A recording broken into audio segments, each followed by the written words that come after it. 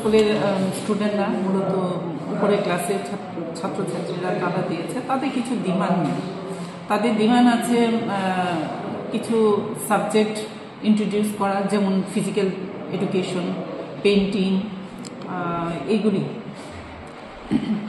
আর biology teacher দুজনের মধ্যে একজন ট্রান্সফার হয়ে গেছে, 17 ট্রান্সফার হয়ে গেছে। তো এতে তাদের একটু সিলেবাস শেষ হতে প্রবলেম হচ্ছে, তার জন্য তারা বায়োলজি টিচারও আরেকজন চাইছে আর কি।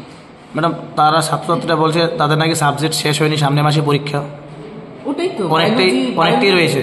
বায়োলজি দুজন টিচার ছিলেন, তার মধ্যে একজন ট্রান্সফার হয়ে গেছে, আরেকজন আছে। হঠাৎ করে আরেকজন চলে যাওয়াতে হয়তো কিছুটা সিলেবাস রয়ে গেছে।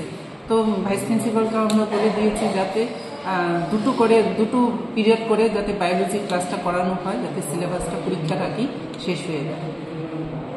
আমরা আজকে বিশ্রামগঞ্জ দ্বাদশ বিদ্যালয়ের ছাত্রছাত্রীরা আমরা আজকে এই বিদ্যালয়ে যেটি আমরা তাড়া দিয়েছি, একটাই কারণ, রতননাথ শিক্ষামন্ত্রী থাকা সময় আমাদেরকে আমাদের এই বিদ্যালয়টিকে বিদ্যাপীঠে পরিণত করেছে। কিন্তু দেখতে পাই তিনি আশ্বাস দিয়েছিলেন এই বিদ্যালয়ে কোনো শিক্ষক সংকট থাকবে না, এই বিদ্যালয়ে শিক্ষার প্রসার করবে। কিন্তু আজকে আমরা দেখতে পাচ্ছি আমাদের বিদ্যালয়ে শিক্ষক নেই।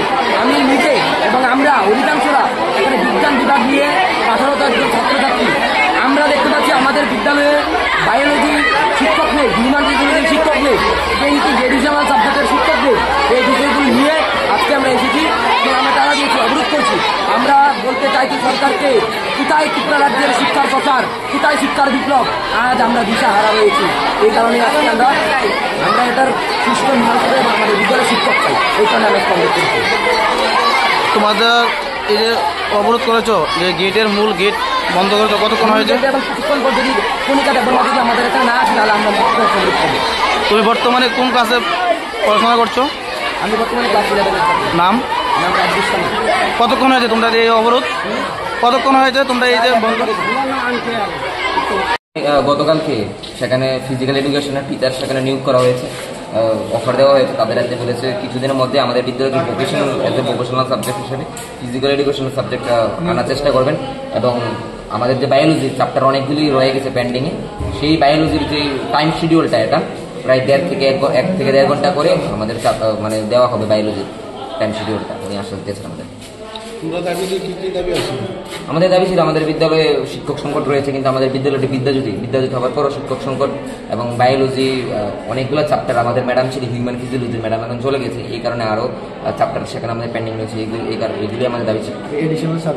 এবং এডিশনাল সাবজেক্ট আমাদের স্কুলে মাত্র 80টা সিট রয়েছে। আমাদের এখানে আমাদের 11-এ আমরা স্টুডেন্ট রয়েছে প্রায় 190, 80 জন থেকে আরও 190, মানে অনেকগুলো ছাত্রছাত্রী তারা আইটি এগ্রিকালচার নিতে পারছে না।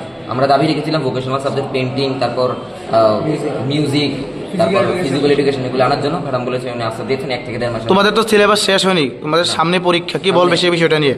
এটাই তো, এই বিষয় নিয়ে আমরা আজকে এসেছি। আমরা আন্দোলন করেছি, এখন আশ্বাস দিয়েছে, দেখা যাক কি হয় 1 থেকে 1.5 মাসের মধ্যে। পরবর্তী সময় না হলে আবার চিন্তা করা হবে।